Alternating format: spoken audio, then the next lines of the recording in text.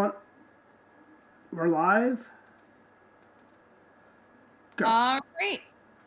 Good evening, everybody. Welcome to Direct Line Live. My name is Jackie Saxtein. I'm joined tonight by my co-host, Mark Unkefer. And tonight's special last-minute guest, we have Pat Callahan, who is the CFO of DePaul Group, which is based out of the Philadelphia area. Pat, welcome to the show. Very happy to be here. Thanks very much. Thank you. And for our audience, why don't you give them a little bit of a quick bio about who you are, what you do, and how you came to us? Well, I sit here right now in my palatial office, as you mentioned, the CFO of a company that does about $500 million of business a year throughout what we call the Delaware Valley area, 5 county areas surrounding Philadelphia. And we're a private company that's very much involved in both the real estate, the home building, and we have a substantial piece of the quarry business. We own about 5 quarries and a number of asphalt plants. Also in the healthcare business. So we have a company that's a great representation of a number of industries that are trying to navigate in today's increasingly complex American economy. Yeah, and that's definitely something that we're going to talk about a lot tonight. You know, seeing that you have your finger in so many different industries, it's how each of those have been affected and what that's kind of taught you about the market. Yeah, and I would like to emphasize too that in the sense of the ongoing and seemingly unending COVID pandemic, which hopefully at some point will become past tense, but it still isn't now. But the impact that it has had, particularly on our, both from a human standpoint, like in our healthcare business, people are terrified to even think of. I would like to emphasize too, living facilities, so that's had a big impact. And on the regulation side, where you have mayors like our mayor in Philadelphia, who recently embarrassed himself in your great state, who continue to clamp down and who have gone from we have to bend the curve to now they're like Jonas Salk, they want to eradicate it, and as such they continue to promulgate these ideas or these top-down edicts that stop people from doing business. Yeah, I mean, your mayor very much reminds us of our county executive, Mark Elrich, who's very much of the same mind. You know, all of Maryland was given permission to move into phase 3 this Friday, and Mark Elrich is like, except for you, Montgomery County, you're staying right where you are. That's but you put your finger on a huge issue is the way the goalposts have been moved by this. So you mentioned the bend the curve, which was the rationale, which frankly made a lot of sense last March. Right. But now it's been changed to we're waiting for the vaccine. Right. It's a little daunting because, of course, what doesn't get mentioned in that is that vaccines are not 100% effective. Even the flu vaccine, which I don't know about you, Jackie, I'll bet you always every year you get your flu vaccine, right? Only recently, my dad actually, and he is a physician, only ever started getting the flu vaccine after he got the flu and he wanted to die. Well, I get it. And if everybody in that population takes the vaccine, what that means is 10% would still get COVID. Right. And it's not a silver bullet at all, which scares me. Doesn't it scare you, Pat? Because the goalposts have changed so much since March that come December, or whenever the vaccine comes out, will they start saying, well, wait a second, we need to make sure everybody's not going to get COVID. We could be going on for years. That's correct. You are certainly right, Mark. It's very disconcerting from a business perspective. To be able to go on for months from March on, for instance, our construction business here in Pennsylvania, we were shut down. Our home building business shut down, and our apartments, we could not open any of our offices to allow incoming applicants to apply to rent apartments or to buy homes. And at that point, you're just attritioning yourself out of existence because some people are moving out. Nobody can move in. And just the sheer lack of knowledge, seemingly, or lack of care of our superiors, and in my case, Harrisburg or Trenton, because we own a couple of assisted living facilities in New Jersey, their lack of knowledge that what they were doing and how draconian they were being, and the impact it's having on not just businesses or business owners like our owner, but on employees, because we have to furlough people, we have to let them, we have to lay them off, all because they tried this one size fits all top down management style, which is still being felt today. I mentioned our assisted livings. It's still very difficult to have someone come to an assisted living and say, I want to move my mother or my father. And of course, they're terrified to do it anyway. But boy, the ripple effect on business continues to be felt. And Mark, I'm very concerned come the winter. Remember, we were told back in March and April, oh, well, this is a cold weather disease or virus, and it'll dissipate or go significantly away when it gets warm. Well, that sure as hell didn't happen. Now what happens if there is any kind of resurgence come the colder months, this could go on for years. So Yeah. one of the questions I've got, you mentioned you've got a lot of rental units. Are your tenants paying their rent? Well, now, Mark, that's another issue. And I'm telling you, it went the opposite way of what we and many others in our industry thought, that back in April and May, when this first manifested in a serious way, we believed that collections were going to be terrible in those months and that they would continue to improve. And what's happening is almost near the opposite, which again, maybe because of the cumulative effect of this virus and the effect it's had on the economy, is that our collections were very strong actually in March, April, and May. I thought we had dodged a major bullet. Well, lo and behold, we get to August and the amount of uncollected rents has doubled. And that's a very troubling sign for me. Now, I think it's two reasons. One is that unemployment is still high. And you'll notice now that government largesse has gone away. That $600, I shouldn't say bonus, but that $600 stipend that the feds were providing on top of state unemployment has now gone away. And people are I think they're going to stop paying their rent. The second problem we have is, you may have heard this, that the federal government announced that any apartment building that has an agency-related loan, and believe me, there are tens of thousands of them nationwide, be it Freddie Mac or Fannie Mae, HUD, any type of federal agency. Well, now you are no longer allowed to evict anybody who doesn't pay their rent between now and the end of the year. Well, I'm sorry, but that's a get out of rent-free card. And I think you're going to see a lot of apartments, their rents are going to start falling off because people are going to say, well, I'll ride this out to the end of the year. Yeah, and I was really curious about how that would work. And I guess hypothetically speaking, let's say that the end of the year part wasn't the factor, or I guess it would be the same when the end of the year comes. If I had not been able to pay my rent this entire time, you couldn't evict me. Let's say that October 1st, that stops. Would you be able to evict me on October 1st or demand all of that money that I had not been able to pay? How does that work? Well, we would communicate with you, and I'm sure all apartments are doing this. We would communicate with you all along, and everybody's we're trying to be sympathetic. We're trying to work with. I'd rather have somebody in an apartment than an empty apartment. So we'd work with you all along, try and set up a payment plan. That's probably the most popular way to do it. But yes, we want to collect that 100%. We want to get all that rent off of you. But there's always that concern, Jackie, because it's happened to me or here pre-pandemic, and will continue to happen again, where all of a sudden that U-Haul truck shows up at 2:00 in the morning and the person moves out. And now you're stuck for that 3 to 4 months worth of rent because you couldn't start eviction proceedings. So it's part of, it's just a continuation of, certainly my opinion, my experience, it's tough to be a landlord. It's an unsympathetic position. Nobody likes landlords. And this pandemic has really doubled down on that.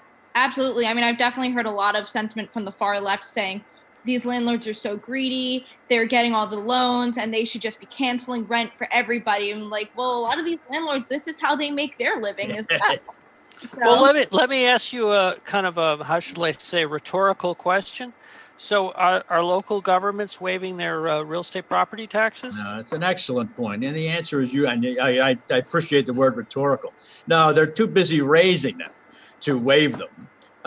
So no, there's no waiver there. And even at the beginning of the pandemic, when there was so much talk about this, we actually, like many, we approached some of our lenders and said, "Well, what are you guys offering relative to some type of deferral?" And the answer we got was, "Well, instead of us debiting out of your account on the first, we'll do it on the third." I mean, it's something like that. But there was just no indication that there was going to be any sympathy relative to that. So landlords are faced with meeting all their fixed obligations. They have to pay their people. They have to pay, as you mentioned, Mark, pay the real estate taxes. You got to pay your property insurance, which is skyrocketing these days because of the fires in California and the numerous named storms that we've had.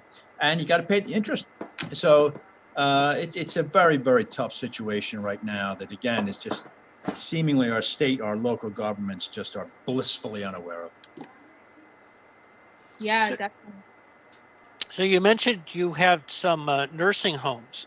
So how has COVID affected the way you operate those? Well, luckily, Mark, we got out of the nursing business. I'm happy to say there. That's a very tough way to make money, even pre-COVID. We're still in the assisted living business. Assisted, okay, right, all right. And the assisted living business is clearly a step away from skilled nursing. Skilled nursing, that's exactly what it sounds like. You're in a nursing home and all that attendant care follows. In the assisted living, the persons living there are a little bit more mobile, a little bit more ambulatory, and there's a little bit less of an emphasis on nursing or medical type of issues.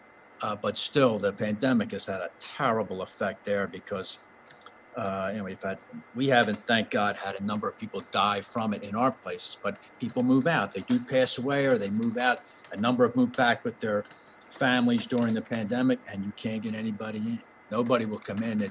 Especially the experience in New York and the ghastly headlines that came out of that state were a terrible damper on any assisted living business. So we're about 20%, 15 to 20% down in occupancy there. And again, what I said about real estate taxes and interest and payroll, all that stays the same. So it's a very tough business right now. And what concerns me about it is that when does it end? When does this shelf life, finally wrap up here and we can get back to business? I don't see it on the immediate horizon. Yeah. Well, that's a grim note. It's grim. You know what? I think he's voicing what a lot of us are thinking. I mean, and Right. yeah, I mean, circling back to the vaccine it's the other thing we were talking about is, everyone thinks that this is going to be the saving grace when you get this vaccine, everything's fine. But a lot of the concern that we've been talking about, at least in my household, is, do you really want to be the first in line to get a vaccine that's been quickly pushed through all of the trials? And who's to say there's not going to be some major side effect? And all of a sudden we've just immediately, injected millions and millions of people with this vaccine. I know. Mark had laid it out. It's a tough call, and when the vaccine even shows up. Now, I'll offer you an upbeat assessment of an industry. We're in the home building business now. Home building is looking terrific right now, but it's almost unfortunate. It's a zero-sum game maybe in some ways, because as certain industries suffer, like the apartment industry, the home building is picking up because they're skittish in urban areas because of the unrest that's going on. They're skittish in urban areas because the pandemic it's going to concentrate where there are concentrations of people. And so you have people that are maybe moving out of cities and are looking for a place now to, their own lawn, a couple lawns or whatever space they could derive from their neighbor. So the home building business is picking up. So in that sense, we've been able to enjoy that bit of a renaissance. And so that industry is doing well. Our construction-related industries are doing well, but that's only because there was a bit of a backlog built up during March and April and May when the whole country was shut down. A lot of municipalities are trying to catch that up again, get work done before the winter comes. So we're enjoying. So in New Jersey, you were closed down in construction? Well, we don't do a lot of construction in New Jersey, but I can tell you. In Pennsylvania. In Pennsylvania, we certainly were. New Jersey was actually not as draconian as Pennsylvania, but Right. They opened up a little bit earlier. Pennsylvania, Mark, it was ridiculous. Our It's governor. shocking because we're only just now going into the first phases of indoor dining in New Jersey this Friday. I know. Well, what's interesting in some areas, I know I'm very familiar with construction in Virginia, we were able to move ahead again, the key variable was that from the very beginning, construction was deemed an essential service. Yeah. And so it was possible to frankly, jump ahead a little bit on Yeah. schedules because of that. But I get the fact, I mean, I did track that around the country, that some states took a while before they were. I think at this point now, every state treats construction as an essential service. Yeah, of course. But before, there was a time when that wasn't the Yeah. case. Pennsylvania, the only essential business, I think, before August was Governor Wolf's cabinet company. That was deemed an essential business.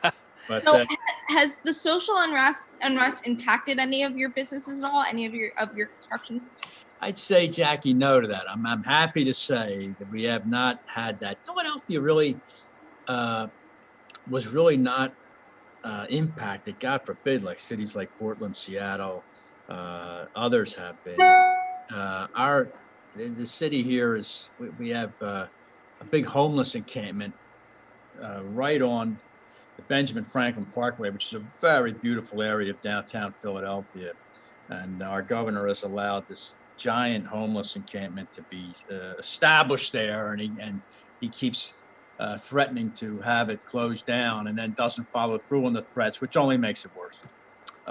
But in terms of the impact of the unrest on our businesses, I'm pleased to say that's been minimal. Now, we don't have any like Center City retail businesses. Now, if we had those and you had someone like that on this show, you'd get quite a different answer.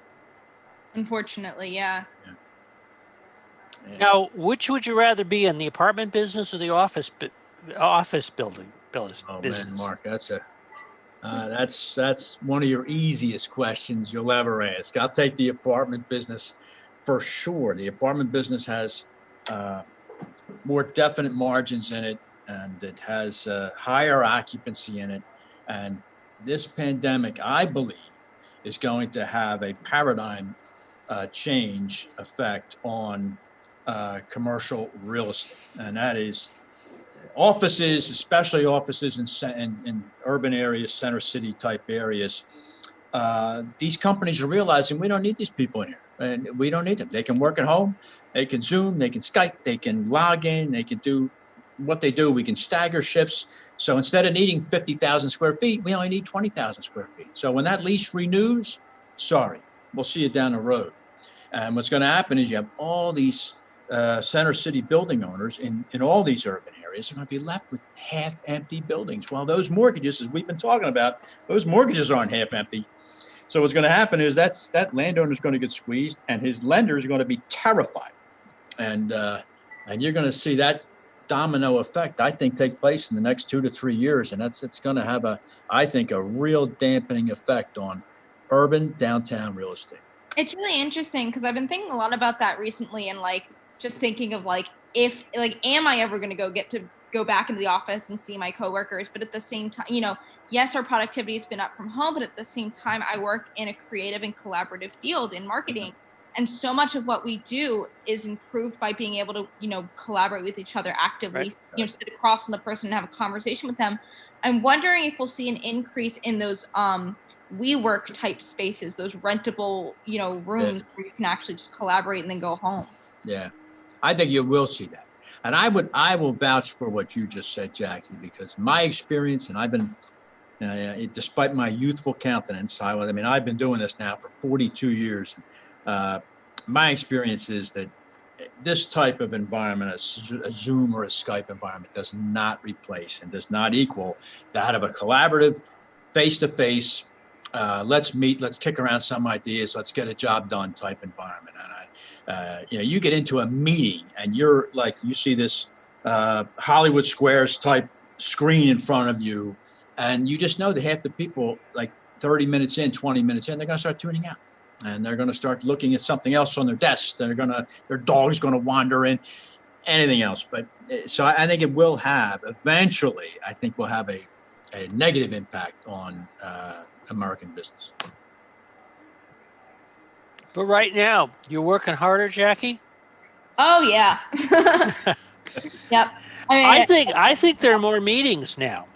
Absolutely. Oh, yeah. My calendar is like, I had a coworker today. He's like, "Hey, I'm missing our morning stand-up because I have 6.5 hours of meetings today." I'm like, "Jeez." I mean, I was always of the belief that meetings would make the day go faster because you had active conversations to focus on. But, at the same time, when you're rolling out of bed and rolling over and opening your computer and then closing it I have timestamp messages from coworkers from like 2, 3 in the morning. I'm like, what is the cost of blurring that line between work-life balance? So now, Pat, you're split between New Jersey and Pennsylvania.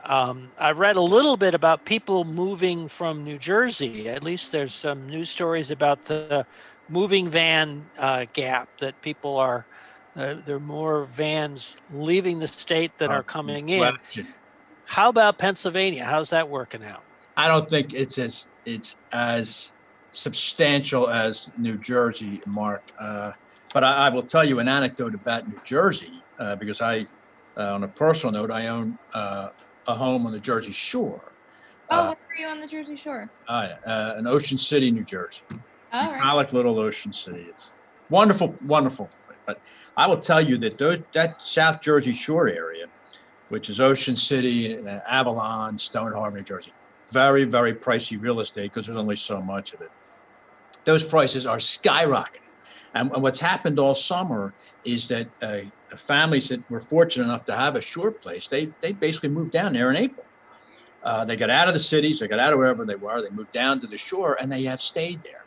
And what's happened is they're telling friends, and this friend's telling a friend, and you're getting a lot of, especially from North Jersey or New York, they're seeing realtors at the Jersey Shore area are seeing a tremendous influx of activity and money coming from the New York area and the North Jersey area, buying houses at the South Jersey Shore. So that's another, I use the term paradigm, that's maybe too dramatic, but it's another substantive change that you see happening all of a sudden as people are getting out of urban areas and they're getting into more suburban or even resort areas, and I think they intend to stay there.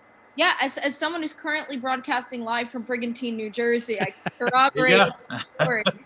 I mean, it's been packed down here, the casinos, the boardwalks. People want to stay here. They're like, escape from everything else that's going on in the world. Amazing thing. You could have all the pandemics you want. I do the podcast that I do it every Monday from Parks Casino which is in Bensalem, PA. And I don't care what plague is about the nation. You walk in there and there are just 1,000 people sitting in front of those machines giving away their Social Security. And it's just an amazing thing. And I don't think it'll ever change. It's actually amazing. As much as the casinos were closed for months and months, I think they only saw about a 23% drop in overall revenue. Yeah. And actually the Ocean, which is one of the newer casinos in Atlantic City, was the only casino to see a profit this year so far. Yeah. So tell us about your podcast. Thank you. I just started it about 3 weeks ago, and I am a political junkie. I actually had a radio show for 18 years on professional football, of all things. I'm a big pro football fan. I had a show for all that time that ran on a local Philadelphia sports radio station, but they gave my time away. So I morphed from that. And to tell you the truth, Mark, I was getting tired. On a personal note, I'm not a believer at all in this virtue signaling that goes on nonstop from professional athletes. Everybody's entitled to their political opinion, but just tell your friends and family, just like you and I do. All right? There's no need to tell me from a TV screen that you're that woke or that you believe in this or you believe in that. So I was starting to lose interest in that end of it anyway. So I started a podcast on Google Podcasts and Apple Podcasts with a gentleman named Dick Girardi. It's called Pro and Con. Isn't that clever? I came up with that name. He's the pro, meaning progressive, and I'm the con, meaning conservative. And we just picked 2 issues a week.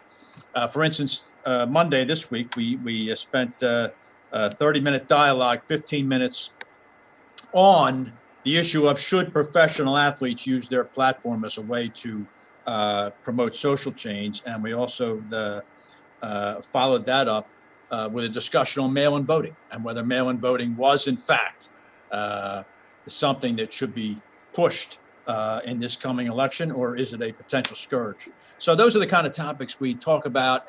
But I'll say this, we don't do it in any screaming, shrieking, pejorative, profanity-laced way. It's a reasoned and honest discussion from both sides, and we just hope to stimulate discussion amongst whoever watches it or So listens. are you and your co-host friends? Because I find that a really interesting dynamic these days. It seems like so many people feel like they can't be friends with somebody who has different political. That's an amazing thing, isn't it, Jackie? It's an amazing thing that you could define your relationship with somebody because you disagree on something. But no, I don't know Dick that long, my co-host, but when we first met, I made it clear that we were not going to have that type of discussion. And anybody could tune in anywhere and hear that type of invective, that I wanted to do it in a much more, almost like, dare I say, William F. Buckley way, like a much calmer, more reasoned and stately way. So have you changed any minds one way or the other? I tell you, I don't know. Hopefully from you being kind enough to bring the podcast up, I'll get a couple thousand more people whose maybe minds will change. But so I don't know yet. But in other words, you're working on it. Fair enough.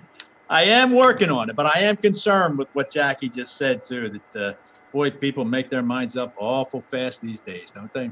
It's crazy. So have you guys agreed on anything, or do you know of anything you guys do agree on politically? No, we do not agree. We have not agreed on anything, and I don't think I'm going to have any shortage of topics to bring up on which we will not agree. But if anything, it makes for an interesting podcast. It does. If we agreed on everything, then who's going to listen to that? I know Mark is on a show that with it's a little bit, plays both ends, right, on 21.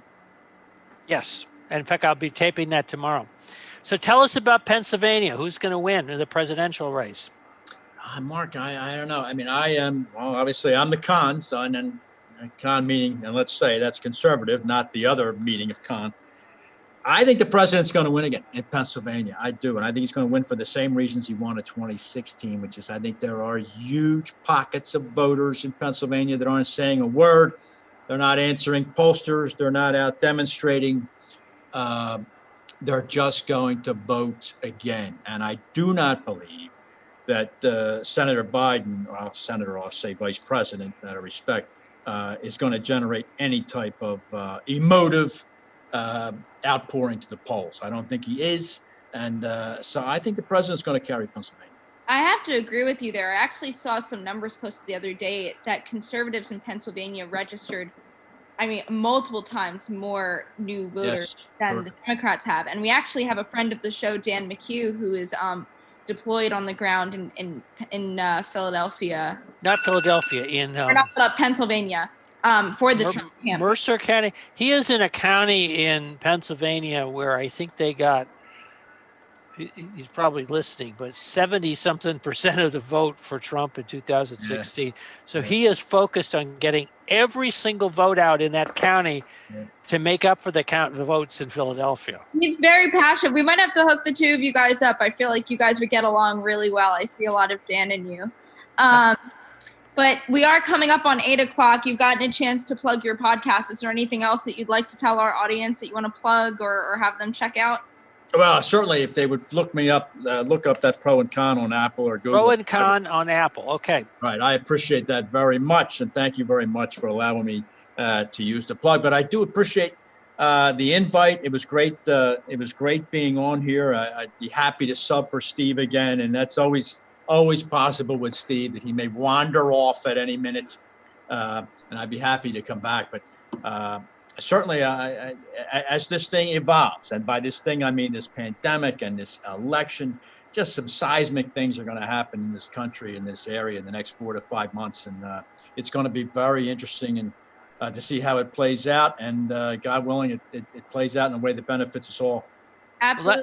And you gave us a nice little tease for next week, who our guest who we were supposed to have on, who unfortunately couldn't make us today, but luckily brought us Pat. Next week, you guys will get to meet another one of my friends, Steve Cordasco, who is the founder and CEO of Cordasco Financial Network, based out of Philadelphia. And we're really excited to have him on next week. Soon to be based out of Florida, once again making that exodus out of New Jersey. Apparently, a lot of people are doing that. So we've got to make an exit out from the show. And thank you very much, Pat. All right, Mark. Thank you, and thank you, Jack. Sure. Appreciate it very much. Thank you.